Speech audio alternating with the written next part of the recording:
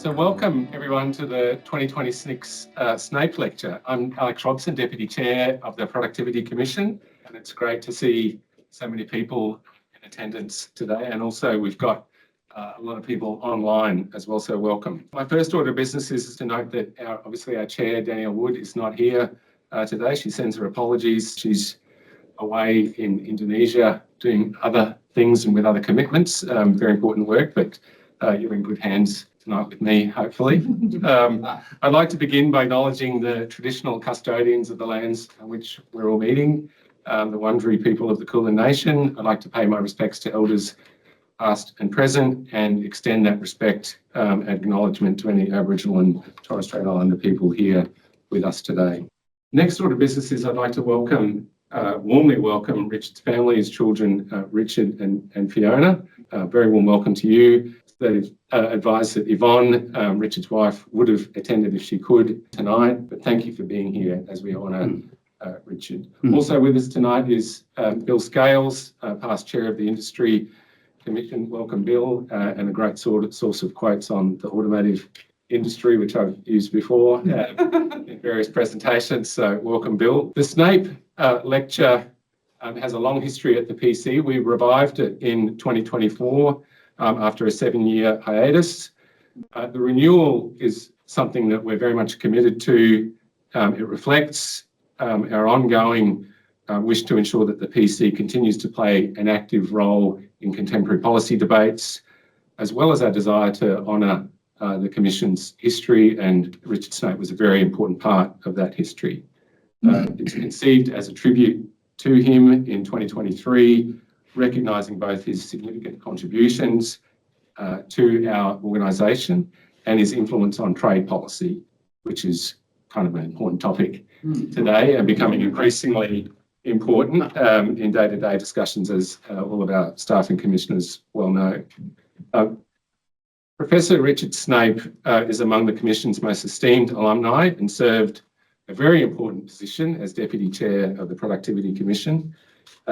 His impact on Australia's theoretical frameworks for trade policy was substantial and demonstrated through his academic tenure at Monash University, his service with the Tariff Board and the Industry Assistance Commission, his advisory roles in both the Whitlam and Fraser governments, and his international work with organisations such as the World Bank and the World Trade Organisations. So we are very much honoured to celebrate his enduring legacy here this evening. In this year's lecture, we have the great pleasure of listening to our speaker, Professor David Vines. David is Emeritus Professor of Economics at Oxford University and Emeritus Fellow at Balliol College. He's the Director of the Ethics and Economics Program at Oxford Martin's School Institute for New Economic Thinking, and he's a Research Fellow at the Centre for Economic Policy Research. David's research, if you go and do a Google Scholar search, spans a wide breadth of macroeconomics and other issues, finance, global economic governance. He worked early on alongside Nobel laureate James Mead, and he has ongoing projects addressing international economic cooperation and the evolution of macroeconomic theory in the post-pandemic era. He holds degrees from Melbourne and Cambridge universities. He has previously served as the Adam Smith Professor of Political Economy at Glasgow University and led major research programs on global economic institutions and governance. He's published several influential books, including The Leaderless Economy and Keynes, Useful Economics for the World Economy, and he has edited issues of the Oxford Review of Economic Policy, examining the future of macroeconomics and international monetary reform. So just a few minor topics there that David's worked on. Tonight, he's going to talk to us about structural reform in Australia, which is obviously a big part of what the PC has been involved with and continues to be involved with. He's going to talk about the past and present of that structural reform in Australia, and importantly, why the Productivity Commission matters. So we'll be interested very much to hear about that topic. David's going to speak for about 30 to 35 minutes, and we will leave time for questions at the end. So please have your questions ready. I'm going to have a couple ready myself. I've got some ready to go. So please join me in welcoming Professor David Vines for this year's session.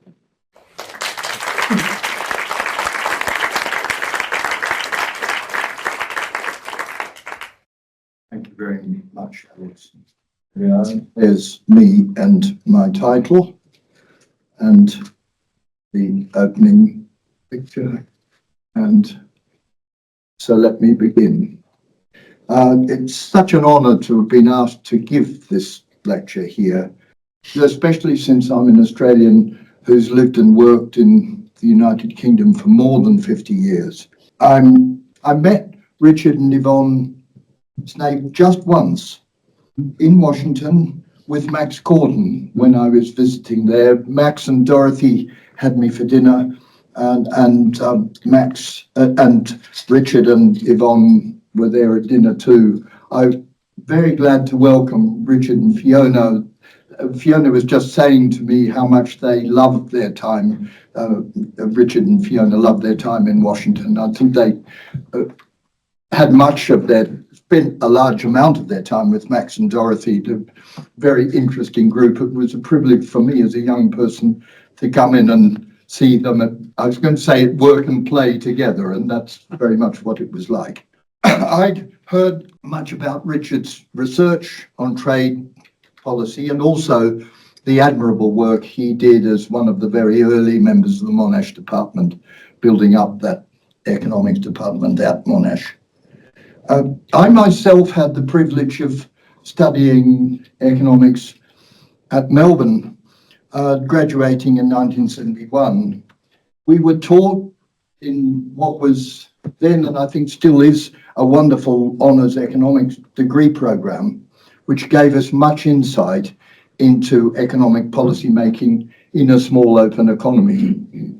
Then I went off to Cambridge, and I discovered to my astonishment that I knew much more about economic policy making in an open economy than not just my fellow students, but most of the people who were teaching me. And it was then that I had the question, which has gone with me for years. Why was it that I knew that, having just graduated? And gradually this has turned into the question, why was it that those working on this topic in Australia, let's put it this way, knew so much more than anyone in, well, nearly everywhere? I'm writing a book about this, and tonight's talk is just part of the story in that book. It's a fascinating story. As you will see at the bottom of my first slide, there are a very remarkable community of economists working together that built up this knowledge.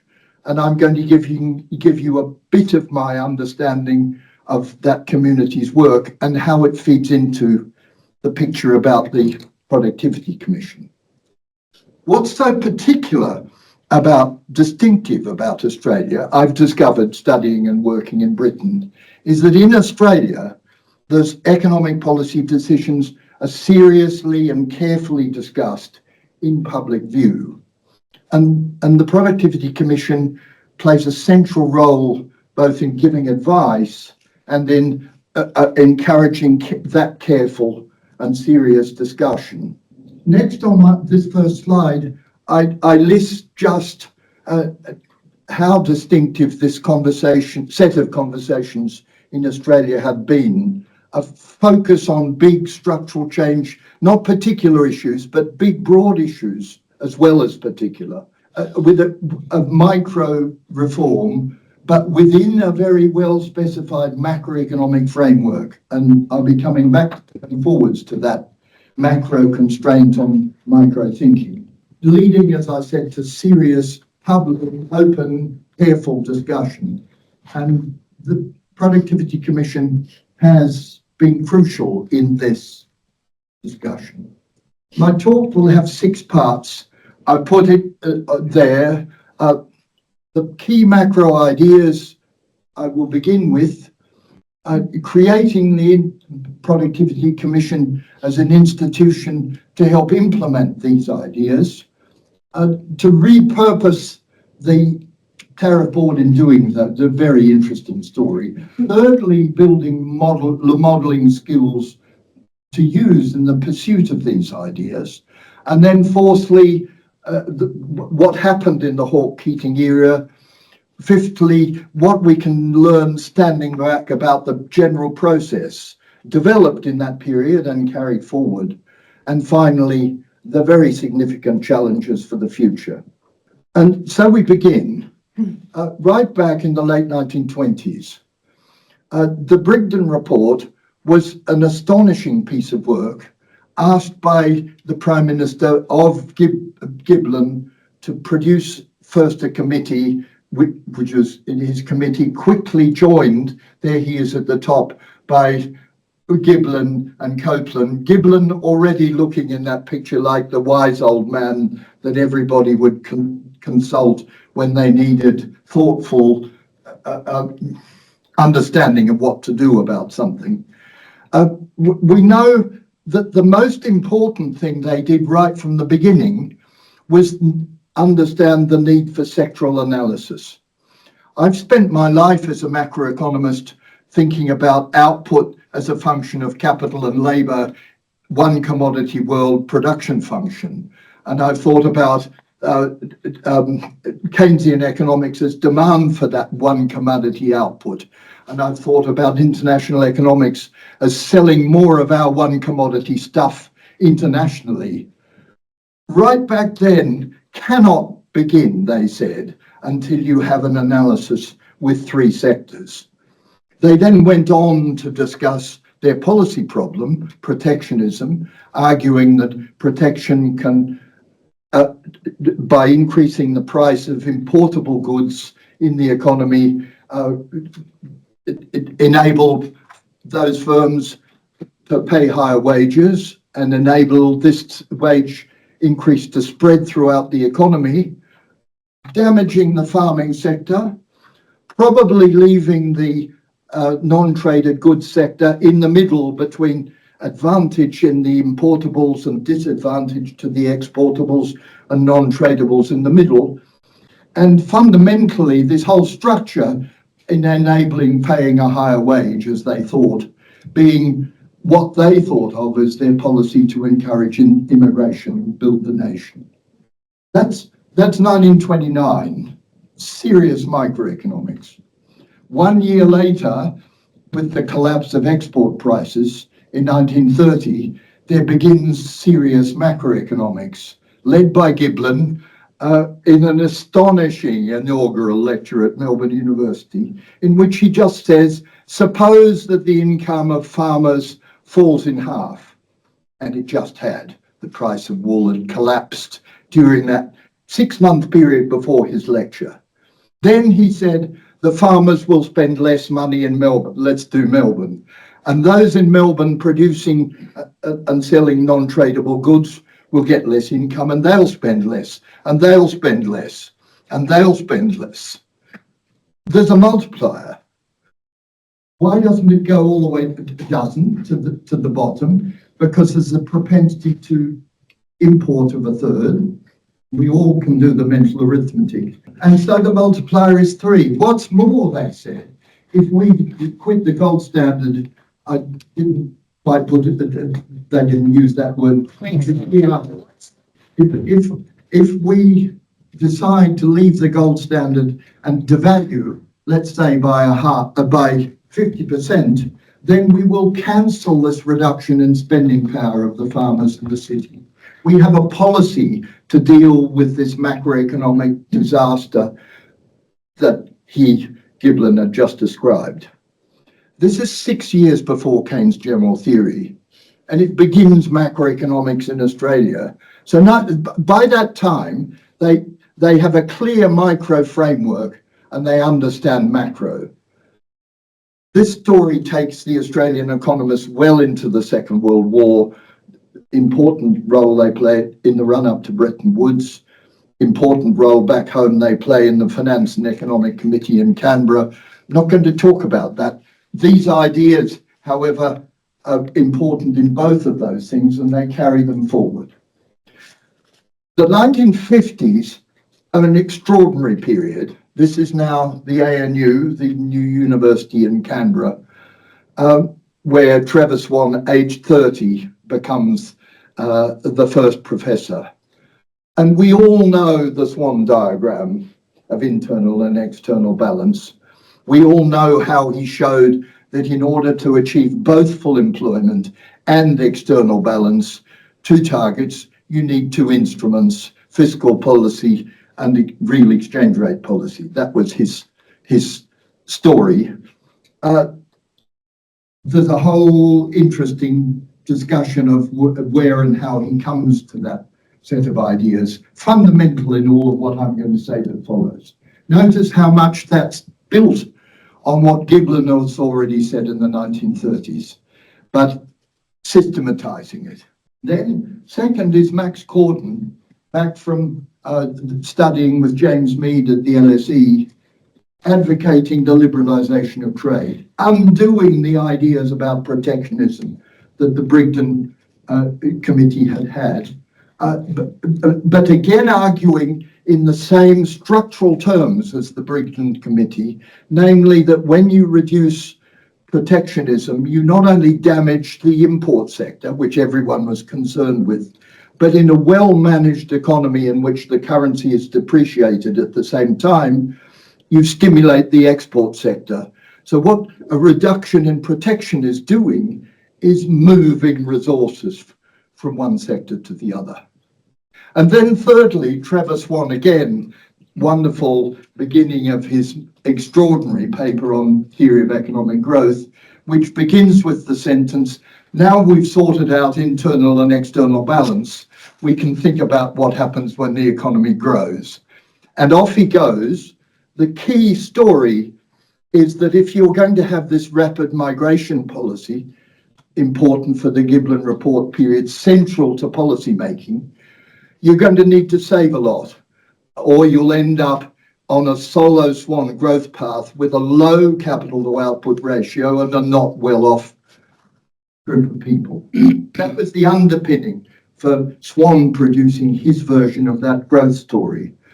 But notice that having produced this, and Trevor's, I've talked about this whole Australian political economy story with Bob Solo, who said to me, David, this is so clear. Once you have a growth model and understand that real wages can rise from technical progress and capital accumulation, you've undermined the political economy of protectionism because you have a strategy that's not protectionist for increasing well-being, and it's about productivity and growth. An extraordinary period of thinking at the ANU that underpins all of what I've got to say. The next thing in my order of proceeding in the discussion is about creating the institution of the Productivity Commission by repurchasing the Tariff Board. And this, again, is an extraordinary story, which looks remarkable to someone sitting from in the United Kingdom.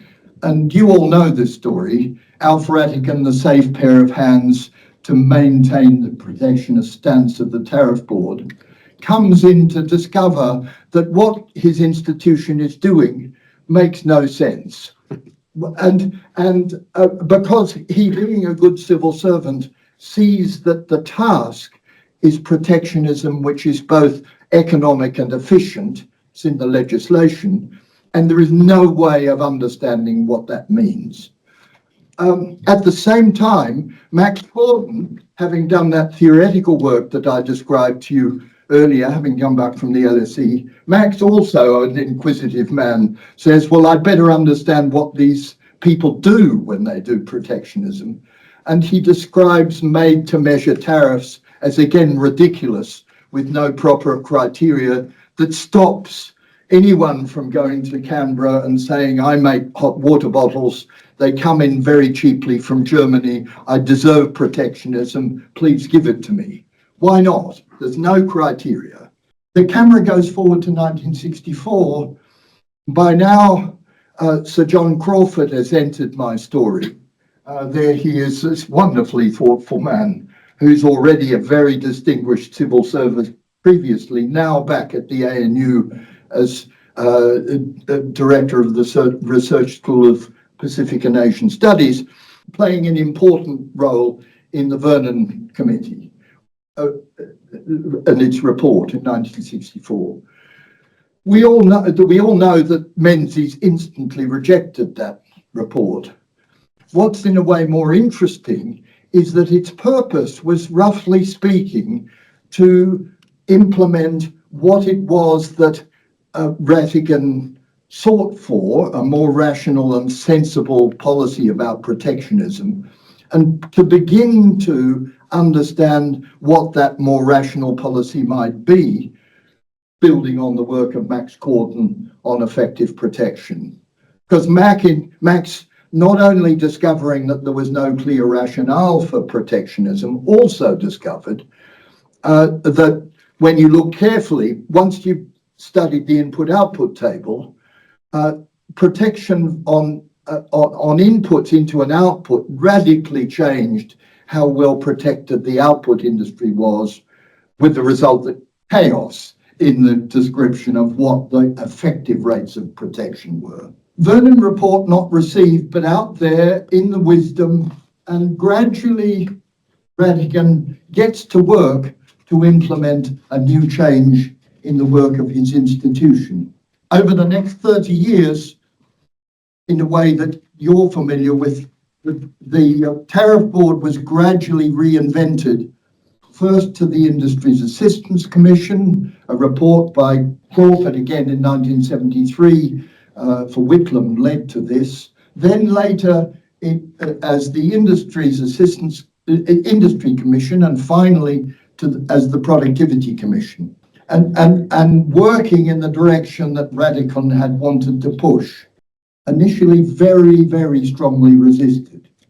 I've just been reading before giving this lecture, rereading the Rattigan memoir published in 1986, I think that's right, in which he describes just what hard work this task was. And he was part of the general community of economists who I've been describing in universities, and he as a civil servant with an institution, and we're watching during that period in public cooperation between a policy-making institution and a group of researchers in the universities understanding the principles by which they should be acting. A crucial next step was the creation of modelling skills. How can Rattigan really be assisted in thinking of, you see what I've said so far, just more order in protectionism and understanding, trying to get effective rates of protection more equal. But still, you need to know what efficient and economic protection might be. And for that, you need a general equilibrium understanding. And for that, Rattigan understood right back at the beginning that you need a model. And this story of academic achievement in Australia in building the impact model and then the Irani modelling system is a world achievement. Going way out beyond this lecture, this is now the basis for all of the GTAP modelling, which is done globally on trade reform issues and the global economy. And there's another long lecture to be given on that important set of advances. But here in Australia, led first by Alan Powell and then by Peter Dixon, who Alan finds, I think, a post at the IMF and encourages to come back to Australia to work on this. And Peter and the group of people that Peter puts together do a number of really very demanding things in building what's a complicated, difficult modelling system.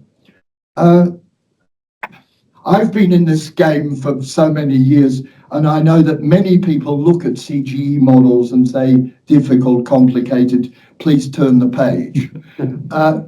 What I'm now going to say to you is how in Australia there was an understanding of how these skills could be related direct to the policy problem.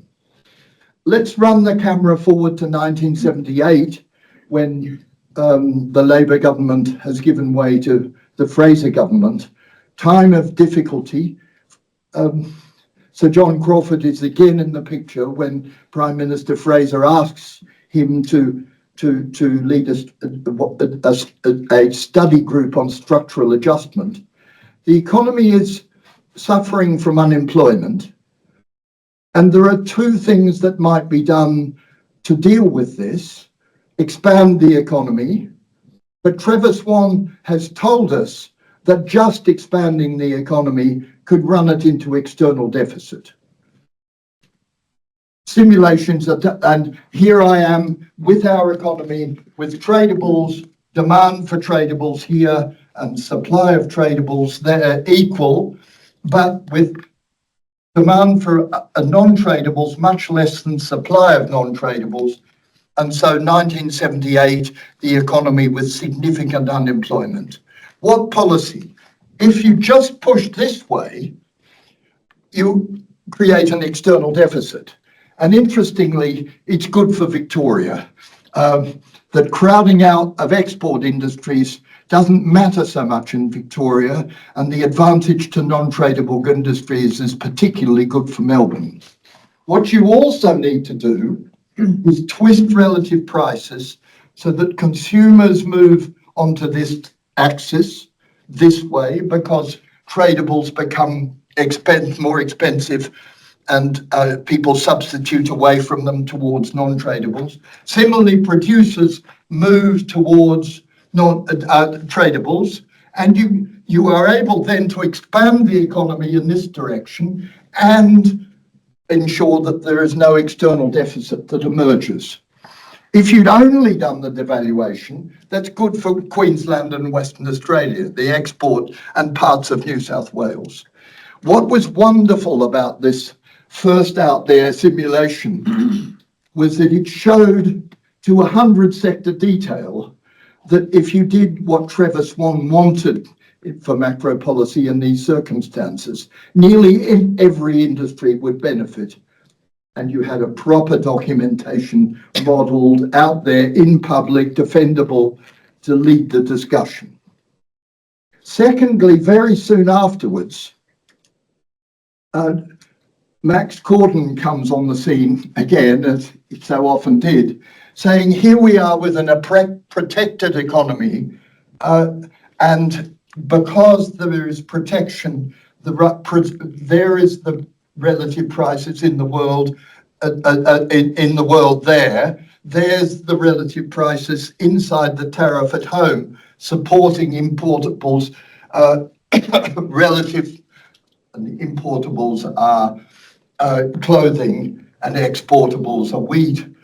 And we're here, and you're all familiar from Econ 101 with this story, when you remove protection and bring domestic relative prices into line with world prices, you do two things. You encourage people to move towards, this is wheat, exportables, and away from protected clothing. That's the encouraging the other sector to do well when you remove protectionism. And you encourage consumers to move the same way. Max published a very important, you might say, rhetorical article, where will all the new jobs come from, in response to the protest of what was being proposed in liberalisation and what Rattigan had been arguing for. And then the commission, as it then was asked to do simulations with the Irani model about what this did, protectionism, to farmers' real income compared with a freer economy, and came up with a very, very large number, 17% reduction in real income. Out there in the public, defendably modelled, contributing to that discussion that was important in the policy change.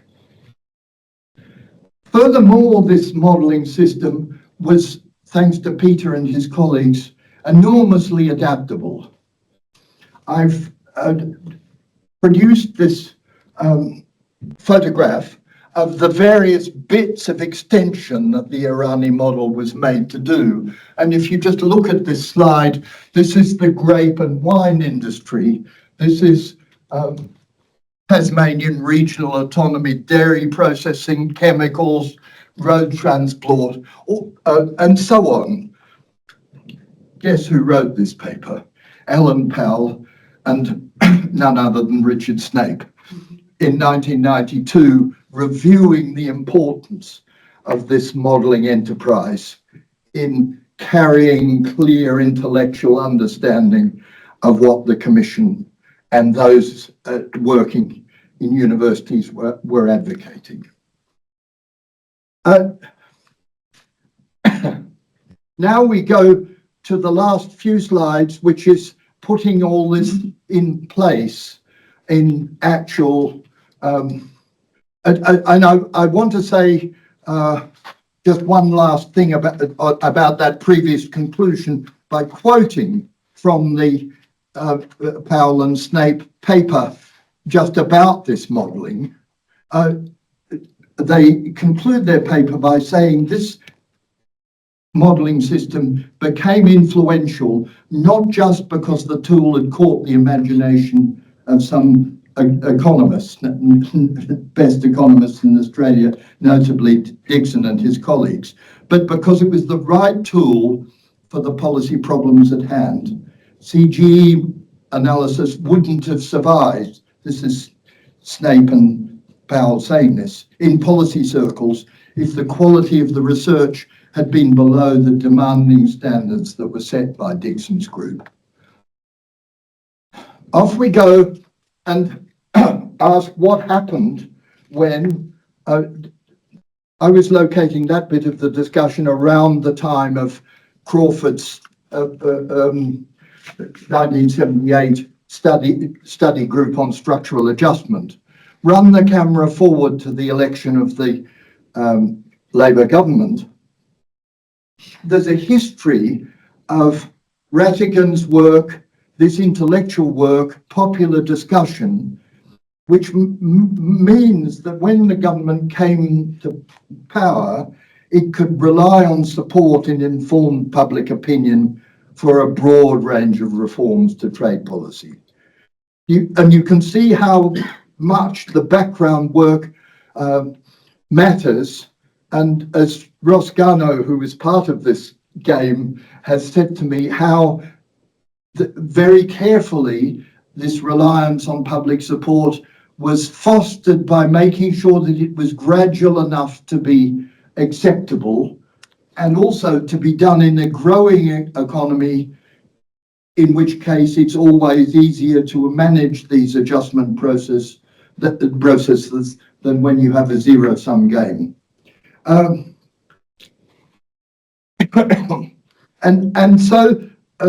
But go back to the very beginning of my lecture. This is clear microeconomic reform within a clear macro framework, and an important understanding of how the Hawke-Keating government proceeded economically says, first you do these three things. You await sufficient depreciation of the currency between 84 and 86. You have a wage accord so that this nominal depreciation is a real depreciation, and you ensure that you've got fiscal discipline. And you only get on with the trade reform when you have the macroeconomic structure in place to be able. So many, another topic, reforms around the world don't do these preconditions. That government did. But then it got, and as I've said, that not just the economic preconditions, but the political economy understanding was in place as well. At each stage, what was done was guided by reports. And I have here a paragraph of description of removal of quotas on steel and white goods, tariffs and quotas on textiles, clothing and TCF and footwear, and across the board tariff cuts across a very chemicals, a wide range of things. Many of you know the story, and in a sense, I'm not doing the particular details. It's what was possible to achieve given this understanding and the climate that had been put in place to make action possible.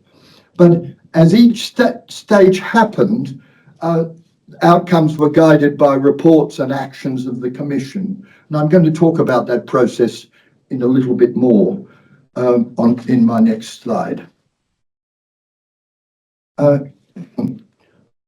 Then, during the Hawke-Keating government, interestingly, partly inherited from before when there was the tariff board in place and its principles and practices, and subsequently in the years since the Hawke-Keating government, they developed a very, to an outsider, extremely interesting, important and fundamental process of reform, with the Commission playing a central role.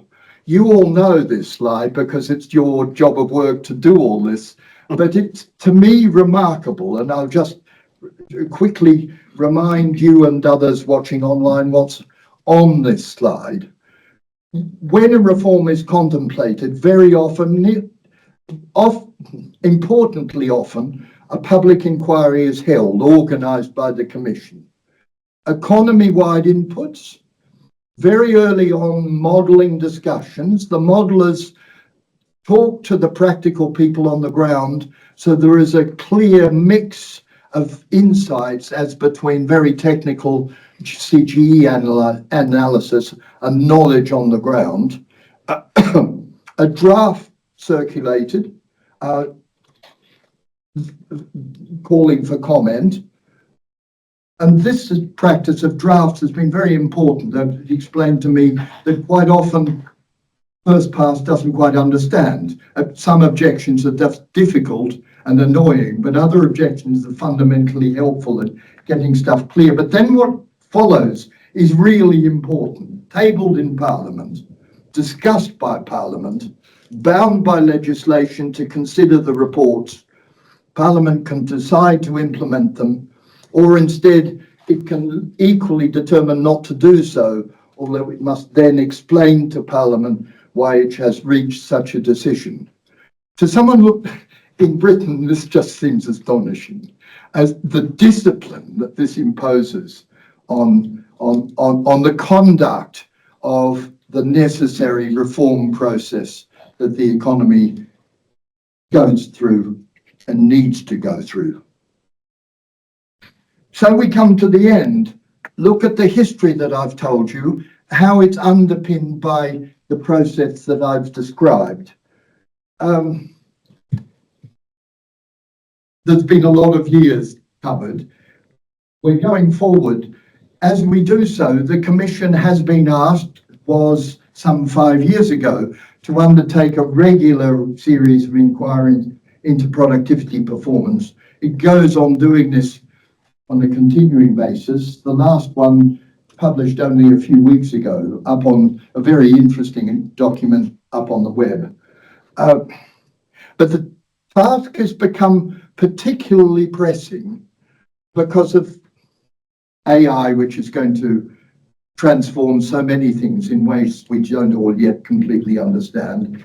The need to respond in policy to climate change and have a strategy. And I won't go there, but we all know the importance of carbon pricing. We all know the importance of avoiding, I'll come back to this in a minute, and of avoiding particular messy this and that, and having an overall strategy for dealing with that issue. And we also know, thirdly, about the importance of being in a position to cope with and to help lead the global response to the collapse of the global trading order. I've just been in New Zealand this last week at a meeting of RCEP negotiators, Regional Cooperation in Economic Policy, ASEAN plus a number of other countries, including Australia, new important trading group, determined to hold back protectionism, determined on the other way to liberalise wherever possible, to do what is possible to deal with the extreme difficulty in the world economy by opening and collaborating rather than the reverse. My second last point is just how much of an overall strategic challenge these things become when there is injected into the discussion all the concerns about security. The danger that we now face is that concerns about security can turn out, if unmanaged, to validate, encourage, enthuse protectionism all over again. The demand the other day that today's difficult world, Australia needs to build its own ships. This is a silly demand when taken broadly. There may be particular reasons for particular things that Australia needs to do. But just like Australia realised that it didn't need behind a protectionist wall to build it, could build its own shoes, or here all of its shoes. It could go on importing, building some shoes, but the thing to do was to liberalise, and this, unless there was a reason not to. The task in the security challenge world now is to be working towards openness unless there are well-documented, properly understood reasons not to. Where is the best place for that analysis to take place? Here in this building, led by this institution with its knowledge of how to manage these. So I will say, having read this year's report published a month ago on productivity, it's a list of important things. I don't yet see in that list of important things the big strategic picture. And what I've described to you in this lecture was how that whole period in the run-up to the Hawke-Keating government focused on the big strategic picture. And I think that's the challenge that this institution faces, to do that focus on this big strategic picture in an exceptionally difficult world that we face at the moment. And so I'll just end by saying, and aren't you lucky as a country to have an institution like this that you can appeal to do this big strategic thinking? I'll be on the airplane back to Britain in a week's time and face more or less policy shambles. And there are many reasons for that policy set of difficulties in Britain. But one of the reasons is because there isn't an institution like this in Britain. And good luck to you in leading the next set of important, difficult discussions about policy. Thanks very much.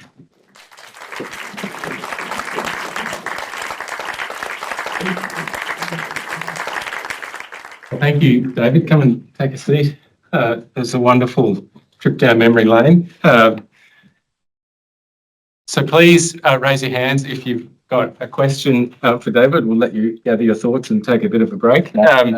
Unfortunately, we can't take questions online. It's logistically beyond our capabilities today. So please raise your hand. I've got a question, David, and it just struck me when you were going through the history, particularly in the late 70s, early 80s, of how many similarities there are between that period and today. Yeah. So yes. we've got a global. My lecture's been useful, but Yeah. that was my task to get a member of the audience to feel that. Thank you. Yeah, I mean, we've got global conflict, national security concerns they're a concern today, but they were a big concern. We were still in the Cold War period. We had oil crisis in the late 70s and early 80s. In Australia, we had a recession in 1983. Yes. High 10% inflation, 10% unemployment, roughly. So life, was very difficult for policymakers and for modelers and people at the PC, but we still managed to get, as you said, these reforms. So what lessons can we get from that? You've spoken a bit about it today, but what were the key lessons in terms of getting reform through in that era, in an era where all of those things were going on, and they're still, we see them today. What can we learn? I think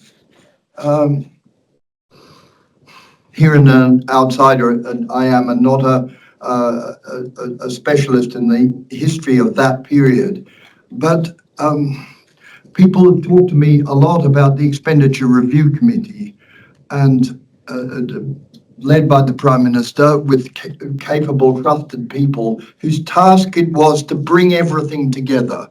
And that's, now I go to my own country, fundamentally lacking in the process of cabinet government in Britain, and that there's no sense that anyone has a clear strategic vision. There are pieces of a strategic vision in this country that are welcome and valuable, but you will see my focus has been on bringing the macro and the micro together. If given more time, I'd talk about how very many components of policy need to be thought about together. And part of the push over the last 25 years has been for cause policies to be in silos. And the political economy and governance people have been partly responsible for this in saying, well, you're an institution must have a responsibility. The Reserve Bank has a responsibility, it's inflation. The other institutions all have their particular responsibility. That silo work, so here's my answer, will not work. It's the task of finding a way of bringing the purpose of polity together. Now, the immediate reply is the minute you put it all together and put it in a cauldron and stir, it's just a mush. Bring it all together with focus and purpose and discipline, but all together, bringing more together. I think we had a similar theme in last year's lecture, actually. Oh, really? From Jenny? Yeah. How interesting. Yes. Yeah. You talk about macroeconomics and went through the models of Swan and the internal, external balance and so on. I mean, in many ways, the macroeconomics of today, it's kind of a bit easier for Australians since we have a floating exchange rate. Yes. We have an independent central bank. We have, a charter of budget honesty. So we've set up all these institutions that, we don't have to necessarily worry anymore about balance of payments, crises, and all of these things. So do you think, the policy making world today is a bit easier in the macroeconomic sense, or are there other things that make it, more difficult? Two things. Floating exchange rates are not insulating the world from global imbalances of a very significant kind. Let me now speak carefully. The Trump concern with US 7% current account deficit is a real concern. This can't go on forever and must be fixed. And floating exchange rates are not on their own some device for fixing that. The policy is at least also fiscal, quite possibly also industrial policy. That's you see what I'm saying? Bringing stuff together. One more example. I've just put up online with colleagues a paper about how in response to the Ukraine war, the inflation crisis which emerged and was everything in policy for the next 2 years, could have been mitigated by using fiscal policy, or in an open economy, possibly an appreciation of the exchange rate to soften the inflationary blow. That means tax cut, that means tax burden, that means have to not have a Ponzi game, that means responsible fiscal modelling. That's all in my paper with our colleagues. And it's a pleasure to us, the wrong word. Here we are doing this again this week. Huge cost push on inflation. Huge difficult look at. We're all thinking about the Reserve Bank's interest rate discussion. Have we had anywhere an intelligent discussion yet about how much of this burden should be met by fiscal policy, temporarily more deficits, subsidy, maybe not subsidy to energy, maybe a cut in GST, maybe some passing on to the future the burden of a shock in the present. I've given you 2 examples of anti-silo thinking. Questions? Yep, Stephen. So thank you, David, for that excellent talk. The 3 things you had on your last slide, so technology, climate change, and institutions, international institutions, all 3 of those, Australia has a limited ability to influence. So if internationally we will be a taker of technology regulation, climate change is the greatest international prisoner's dilemma I think we've ever seen. And obviously the undermining of the institutions, the international institutions, just horrifying. How should Productivity Commission, how should Australia be thinking about dealing with those international problems? It's a very good question, but I think there's a bit of an answer. That wasn't what Australians said when the Uruguay round was in trouble. Australia helped formulate the TENS group, which in the end unblocked that globally. That phrase, a small nation punching above its weight, is, I think, a description of Australia then. I think it's also been true of the whole APEC process, which Australia has helped. I watched this at work in the fascinating meeting of the RCEP negotiators that I was at this last week. The leading light in that meeting was Mari Pangesto, the wonderful Indonesian former student at the ANU, then at University of California, and a leading light in policy making in Indonesia for the last nearly 30 years. Someone described her at this meeting as the mother of RCEP. Indonesia is also, it's a bit bigger than Australia, but it's not one of the really top players, has had a big influence on policy developments in East Asia, which are having global significance. I think that the way countries have played in APEC has been significant, and here's a formulaic answer to that question. I owe to Ross Garnaut, Peter Drysdale, others, the wonderful phrase concerted unilateralism, which is a phrase about 2 words, concerted, getting together with those you trust. Another phrase that's now in discussion, communities of the willing, everywhere, seeing that being used in defence, but also in economic policy. A community of the willing about a particular project, formulating a way forward in such a way that it's of the interest of each country to participate in such a way that this no longer is a prisoner's dilemma. it becomes a form of game theory in which it's in everybody's interest to push forward with the collaborative strategy, because the APEC is the way of thinking about that. Take a whole bunch of protectionist countries, embed them in a region in which everybody is committed to liberalise. You go back home and you say, it's in my advantage to liberalise also, because there is so much of an opportunity out there that I can begin to coordinate the compensation for those that lose at home and still have a community of people that all benefit from this action. In that concerted unilateralism process, in that communities of the willing, there's a task for leadership. We were sitting there in New Zealand looking around the tables, 18 of us, saying exactly where is the leadership in this next move going to come from? And I think Australia, Canada, in the old days, my country, Britain, what is now my country, but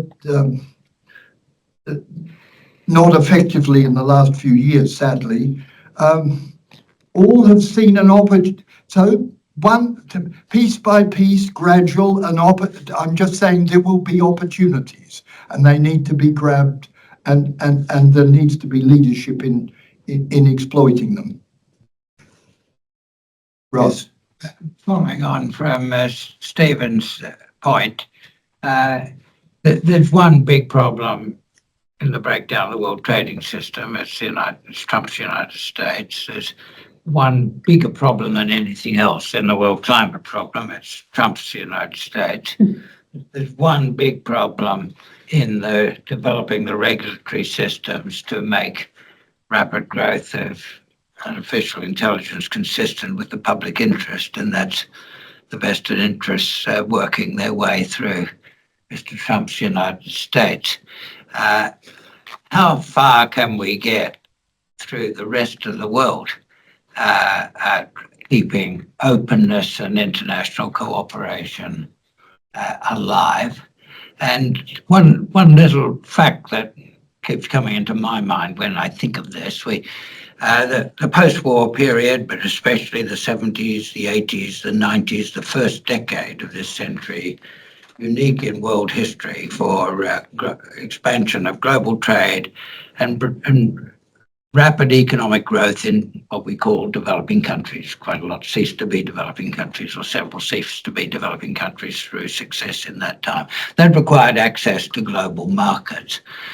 When China began its process of rapid export-oriented growth in the 83, 84, 85, 86, the world economy with the United States was much smaller than the world economy without the United States today. So how much can we do by following the Canadian Prime Minister's leadership and just get on with the job with the rest of us, let the US free ride all it likes on trade and climate?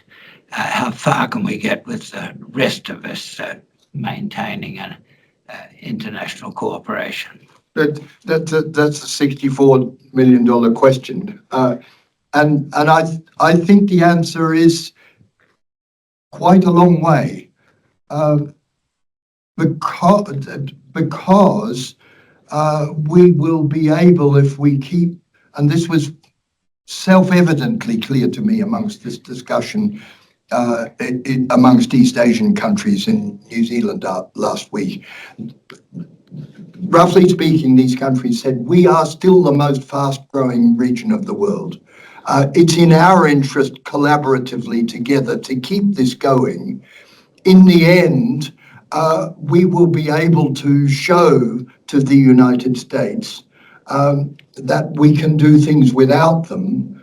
And the picture that is shown, I think, is a one in which the United States inevitably, in the end, realizes that it is losing so much by not participating in this globally still cooperative system. that things in the United States change. The, very big challenge. Why? Because that wonder world, which Ross described, was led by the US. A hegemon helped put the whole thing in place and manage it, and was trusted to do so. This is now in answer to your previous question. This cannot be simply. So we're all used to doing what happens when a hegemon disintegrates. Does another hegemon replace it seamlessly? Well, First World War is a bad story about that. The GATT and Bretton Woods after the Second World War is a good story about the US willing to take. We're not convinced that a seamless run into a new world in which China just walks into take the place of the US. None of us, I think, believe that a unipolar world in which one hegemon is replaced by another is now where we are going and will want to go. So this is this comes back to my answer. I'm hopeful, Ross, that there will be an answer to your question, but it will not be easy because it's a cooperative leadership task. But the final thing I would say is that the ambition to punish the US for its bad behaviour is the wrong ambition, because that ambition very quickly degenerates into creating difficulty for each other if we do this. It's very difficult to manage that. The way of this cooperative leadership managing to step up in however complicated, challenging way it will be, needs to be to in the end show that there are such rewards in doing this that the US will come to see that this is the wrong way to play. But final sentence, the necessary precondition for that is a realization in Washington that the world can no longer be run from Washington. And we're watching a bizarre demonstration of the fact that that has not yet been recognized in Washington. But not by its own. This is not just a comment on the last week, it's a comment on the last 5-8 years. The previous administration had not realized that either. So this is a wide question of understanding to be dealt with. Well, that's a very good place to wrap things up. Thank you, David, for your presentation and answering our questions. There's drinks and canopies down the hall, except for those online. Unfortunately, you won't be able to access those. We'll enjoy those. Thank you to the Snape family for coming along tonight. Thank you for everyone attending, and a special thanks to the staff for helping to organise this event. Can you please thank again David Bynes?